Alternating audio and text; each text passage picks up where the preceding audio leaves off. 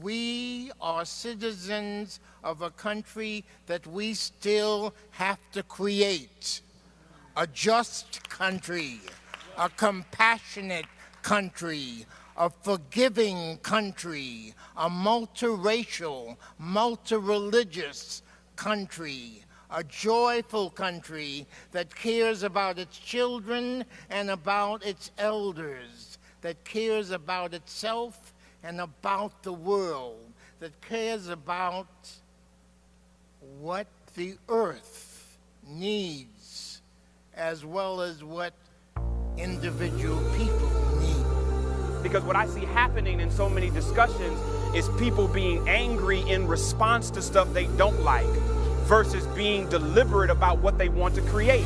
And so we argue and we beat up people that are on the opposite side of the aisle or on the opposite side of the issue. But when given the opportunity to talk about what we want, we can't tell you. We can't tell you what our policy agenda is. We can't tell you how we want to create it. We can't tell you how we think you should pay for it. We can't tell you how it should be monitored. We can't tell you how it should be developed. We can't tell you the institutions that are there or that should be there to be able to make sure that it happens. We just pissed off.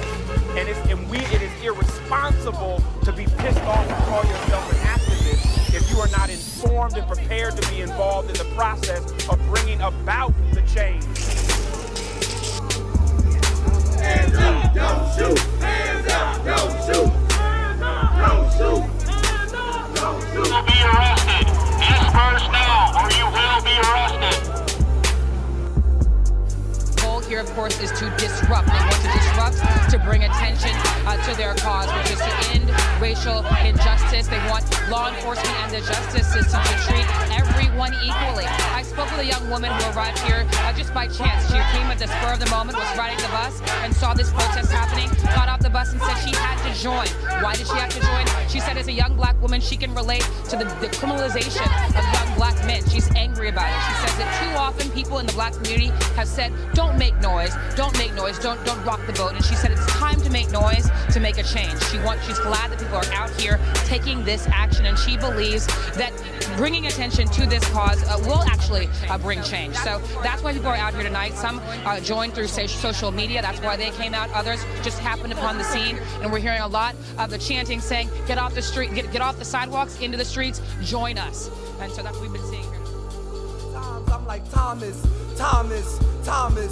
why do you write with so much rage? Probably because I have a disco ball in my mind and thoughts that dances around in it. Sentences that have to swim 1,000 strokes per minute just so they would have to drown in it. It's also competitive up here and the imagery is nasty.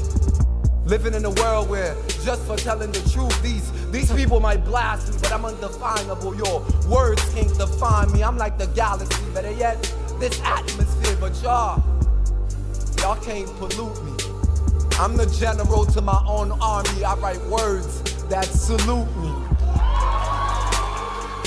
Lord, we ask that you protect all the Michael Browns in the world. We have Ferguson situations in Jackson, Mississippi. So we just glad that the Ferguson situation was able to bring light to everything that's happening in our area itself. Protesters say even though Jackson is some 500 miles from Ferguson, they have no choice but to stand up for what they believe. Well, that allows us an opportunity to fix it from the birthplace of where some of these things began. And I think that healing, we can be first in football, we can be first in changing our people and changing the way we think. Oh, my God! In Jackson, Emily Alexander, 16.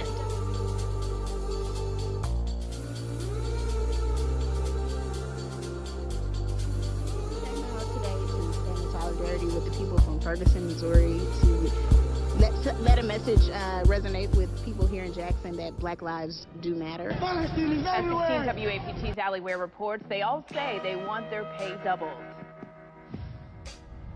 I said it's time for a change. Hey. I said it's time for a change. Fast food workers from restaurants all over Jackson rallied Thursday, demanding more money.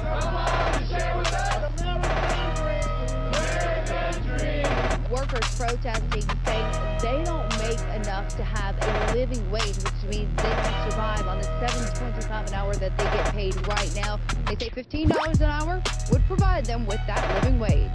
You shouldn't have to get 2 jobs just to survive. It's our hard work and our hard labor that gets that money up there. I mean, if we don't work, they don't get that money.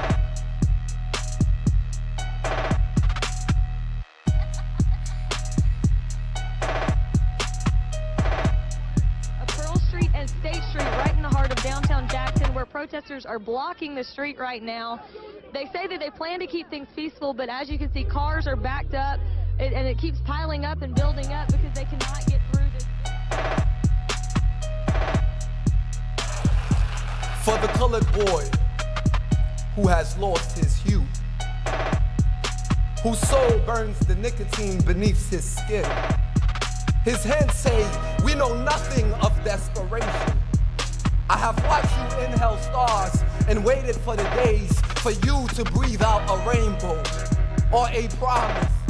You are not the monsters of tomorrow.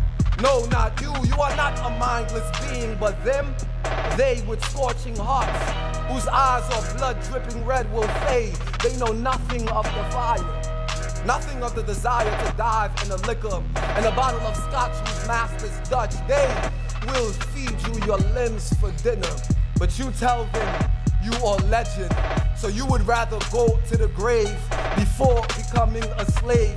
They better behave. We're no longer living in cages. We no longer living in cages because we are all legends. I want to see us build candidates. I want to see young people. And I'm not talking about always the best and brightest from the college or university that are prepared to be able to run for office. I'm talking about them youngins on the block that be philosophizing. And I'm talking about taking them, hold on, no, wait. Don't clap for 20 seconds so I can finish. Taking those young people off the block and teaching them that their philosophizing is a political platform. And then expunge their record the way them white rich kids be getting their record expunged. And then take their homeboy that got their back ride or die and teach him to be a campaign manager. And then take their homegirl that's the only one of 3 of them that got any money and teach her to be the finance director. And then take their boy that's on Facebook 24 hours a day and make him the technology director. And then take their boy that's passing out flyers for the party and teach him to be the organizer of volunteers. And then incubate them, paying them a stipend so they don't have to hustle, and then train them how to change the feeder pool to city council and school board and state legislation, and then put some money behind them so that when they're running for office, they've got the communities back instead of a party that doesn't care about where they are. Thank you so much for letting me go over 30 seconds.